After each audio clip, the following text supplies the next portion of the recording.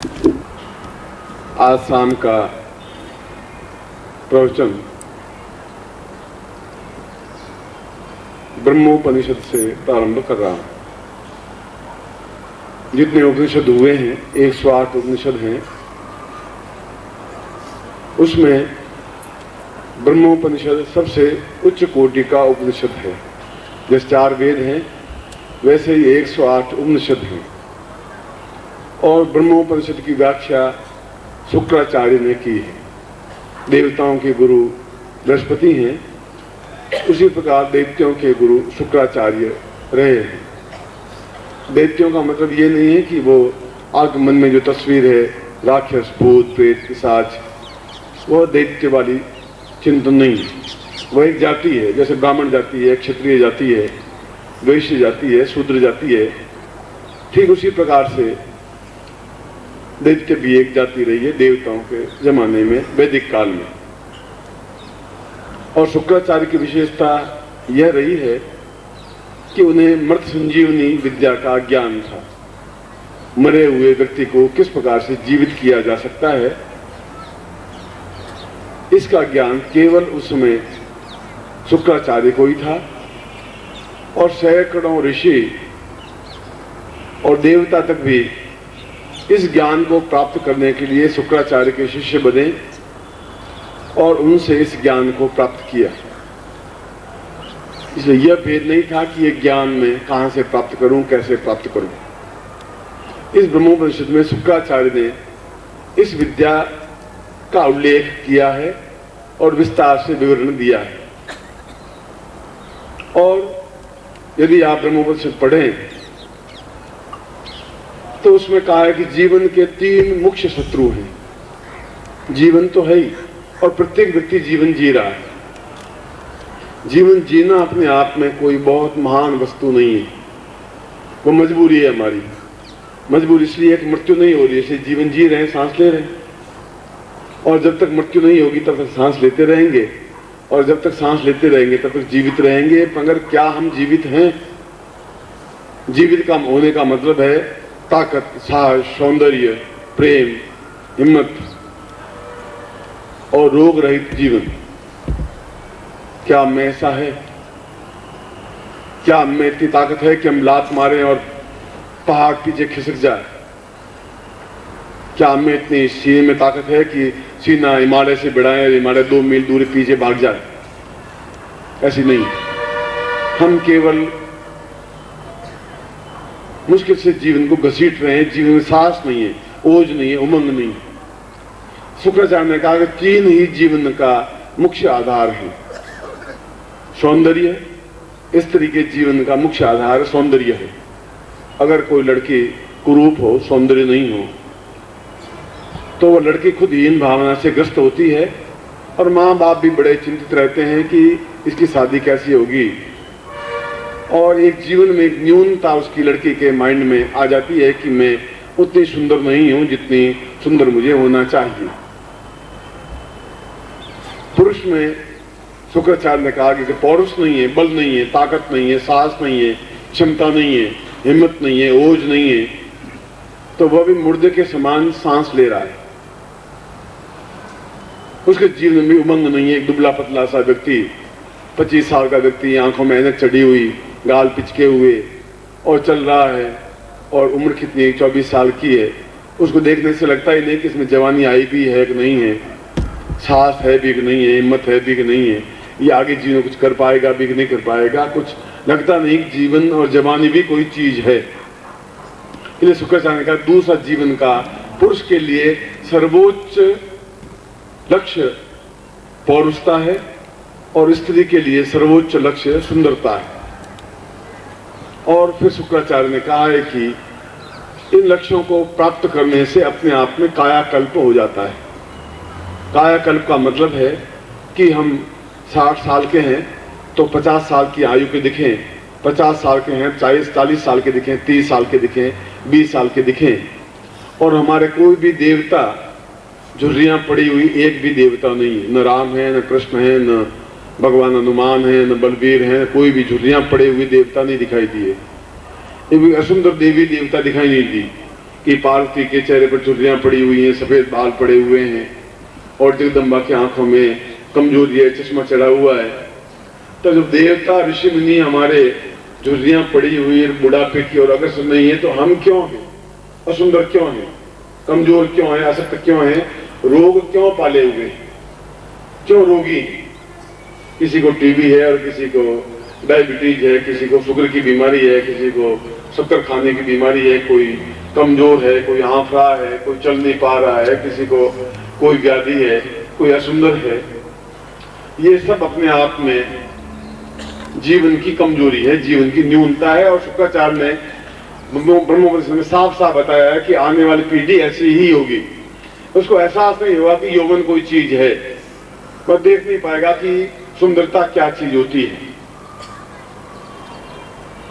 प्रश्न किया गया कि क्या कोई ऐसी विधि, कोई ऐसी तरकीब है कि हम अपने जीवन का कायाकल्प कर सकें और दवाइयों से छुटकारा पा सकें।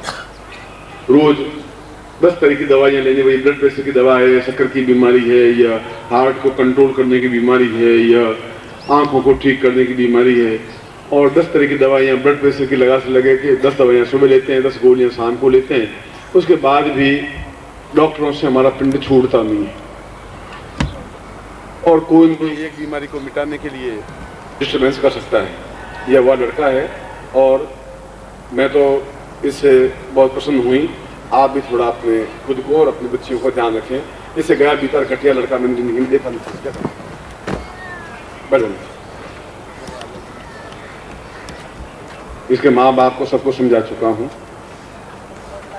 और पागलों का कोई इलाज नहीं होता है,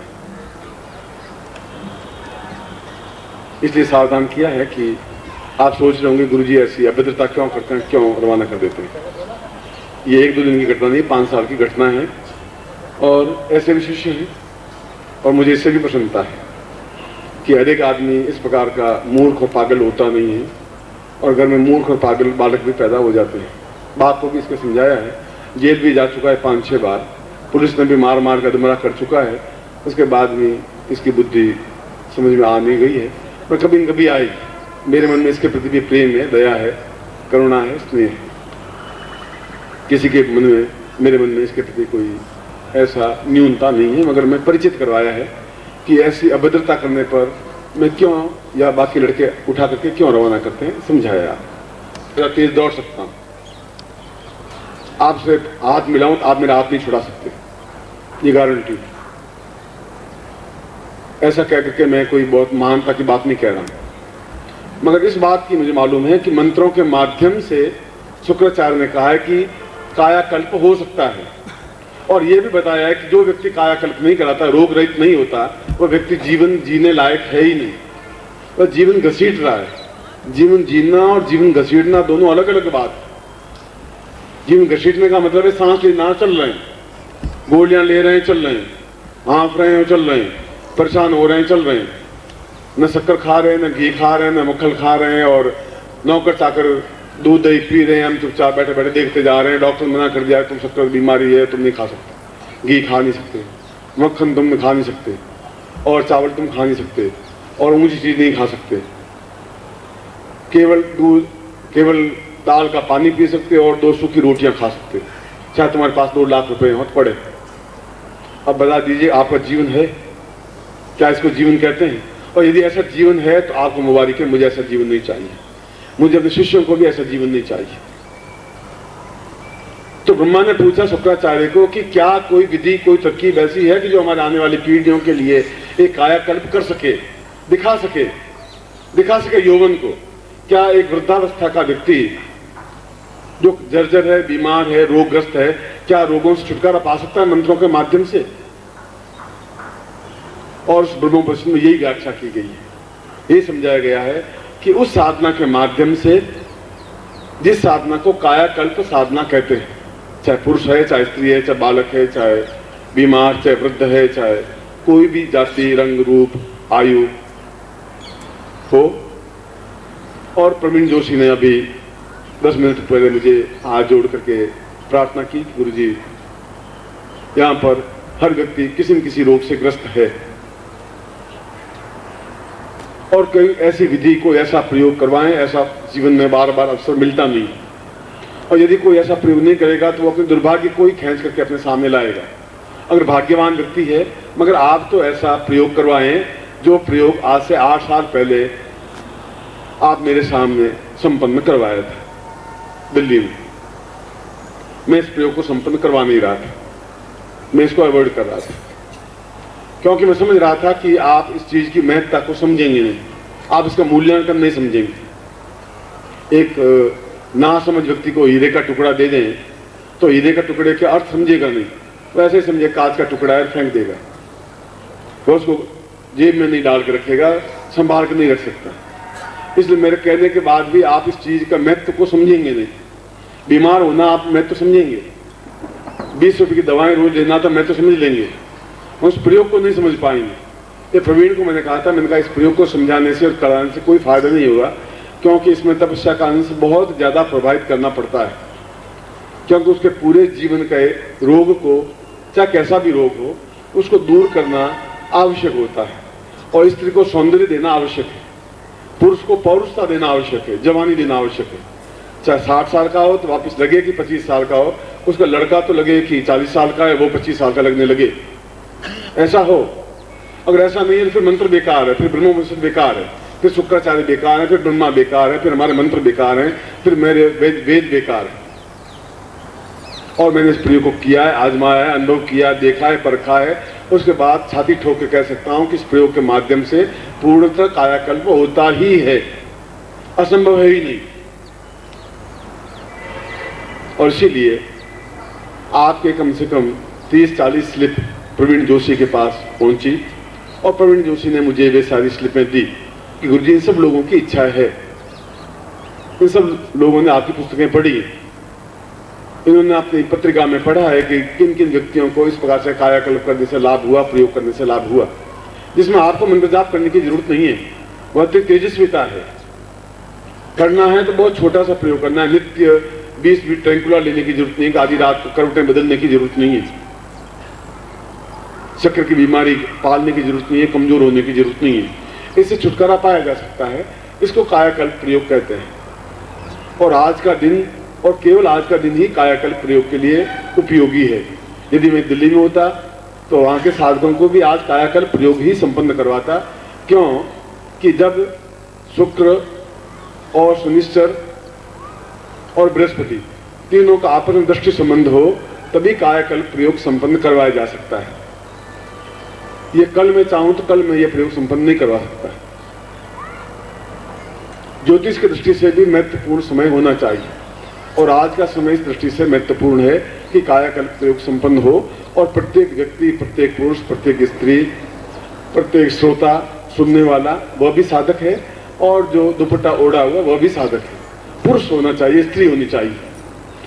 और रोग हमारे जीवन में है ही, हम चाहें या नहीं चाहें, और इन रोगों से छुटकारा पाना और वापस ये रोग नहीं हो, ये आवश्यक है। इसलिए ब्रह्मोपनिषद में श्लोक में जो बोला, इस श्लोक में बोला कि इस साधना के माध्यम से रोग समाप्त होता ही है, वापिस कायाकल्प होता ही है। बाल सफेद हैं, काले होते ही हैं, चेहरे की झुर्रियां मिटती हैं, आंखों का तेज बढ़ता ही है, बीमारियां समाप्त होती ही हैं, और वापिस तरुणाई आती है, यौवन आता ही है, और इसके साथ साथ वे रोग वापिस नहीं हो पाते। अगर प्रवीण जोशी ने कहा है, और अगर आप लोगों की इच्छा है, प्रवीण जोशी को आपने स्लिपें दी हैं, तो आपके अनुरोध पर यह गुप्त और महत्वपूर्ण प्रयोग मैं करवाने के लिए तैयार हूं। मैं प्रयोग संपन्न करवाऊंगा। यह आपका सौभाग्य है कि आप मैं झोली में डालूं हीरे, आप प्राप्त करें। यह आपका दुर्भाग्य है कि झोली फटी हुई हो, मैं हीरे डालूं और नीचे गिर जाएं। ये तो आपका दुर्भाग्य है, आपका सौभाग्य है। मेरा तो इसमें केवल कहना है, मेरे तो एक आज्ञा है, गुरु की आज्ञा, क्योंकि आप शिष्य हैं तो फिर मेरी एक आज्ञा हो गई। मेरे शिष्य ऐसे बीमार, कमजोर, अपाहिज, आज अगर ये हालत है, 3 साल बाद आपकी क्या हालत होगी, ऐसा मैं देखना नहीं चाहता। 5 साल बाद भी आपको से ज्यादा यौवनवान देखना चाहता हूँ, तारुण्य देखना चाहता हूँ, सुंदर देखना चाहता हूँ, पौरुषवान देखना चाहता हूँ, यौवनवान देखना चाहता हूँ। और ऐसा योग बहुत मुश्किल से कभी कभी प्राप्त होता है। ये सौभाग्य कि आज योग है, आज बड़ौदा में हो सकता था, आज मुंबई में हो सकता था, या कलकत्ता में हो सकता था, या बेंगलोर में हो सकता था, कहीं भी होता, तब भी यही प्रयोग वहां संपन्न करवाता। ये तो सौभाग्य की बात है। इसलिए उन्होंने उस पत्रिका में, पुस्तक में पढ़ा प्रवीण ने, और उसने कहा कि गुरुजी ऐसा योग है तो आप इसके बारे में समझाइए, थोड़ा बता दीजिए। और मेरी प्रार्थना है कि इन सारे शिष्यों को यह प्रयोग संपन्न करवाइए।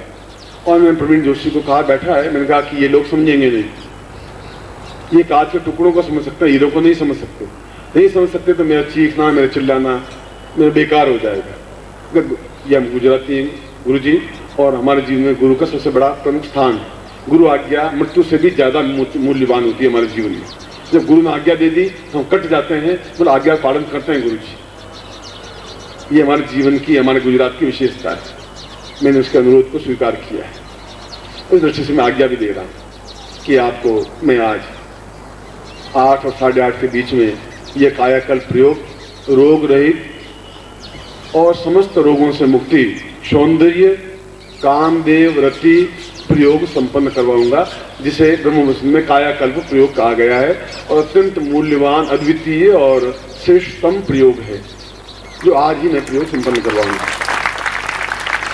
अभी लगभग 6 बजे हैं, 2-2.5 घंटे आपके पास में है।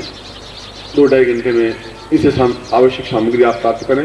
मैं इस प्रयोग को संपन्न करवाऊंगा और फिर आरती करता हुआ मैं समझाऊंगा कल का हमारा कार्यक्रम क्या होगा, किस प्रकार से होगा। मैं एक बार फिर आपको हृदय से आशीर्वाद देता हुआ आज्ञा भी देता हूँ कि आप इस प्रयोग को संपन्न करके अगले 2-2.5 महीने देखें कि आप कितना चेंज है।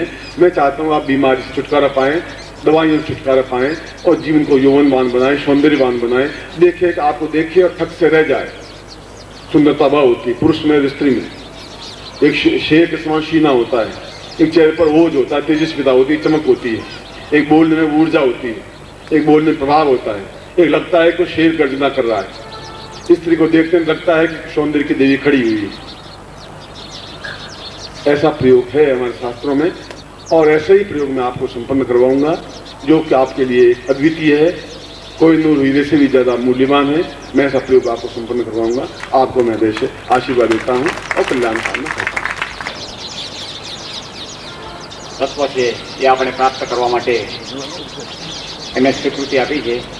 આપણા ગુજરાતની અંદર સામાન્ય રીતે બીજા બધા પ્રાંતના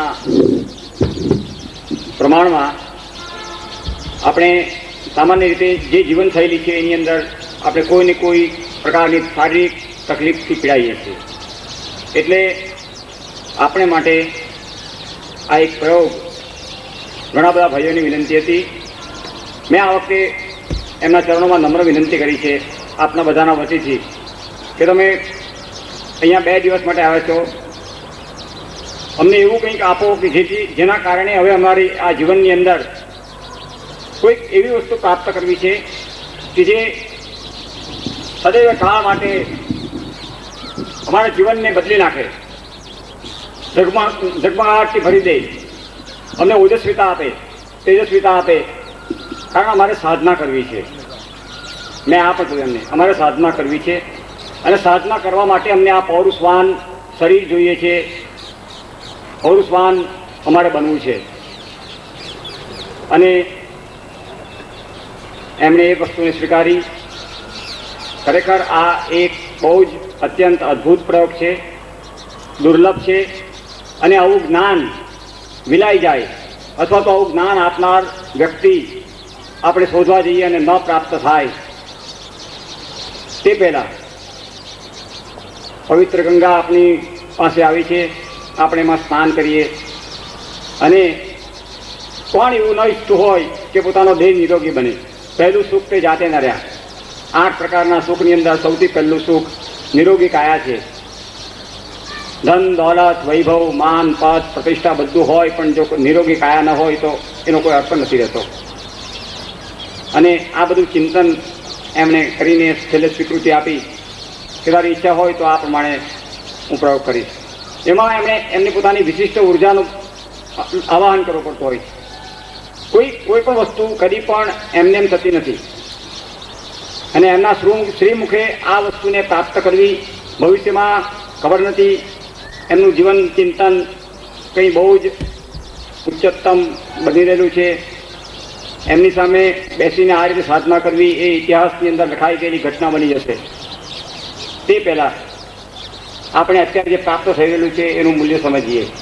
તમને મનમાં થતું હશે કે આ વાત એક સામાન્ય ઘટના છે. સામાન્ય ઘટના નથી, અદ્વિતીય, અને ભવિષ્યમાં કદાચ ક્યારે પ્રાપ્ત થાય. કારણ કે મારો એક અનુભવ છે છેલ્લા 12 વર્ષનો, 14 વર્ષનો. એમણે એકવાર કરાવેલો પ્રયોગ ફરીવાર નથી કરાવ્યો. એકવાર આપેલો મંત્ર બીજી વાર નથી આપ્યો. કેટલા મંત્રોના સ્રષ્ટા હશે, કેટલા મંત્રો એમની પાસે હશે કે ओम परम तत्वाय नारायणाय गुरुभ्यो नमः.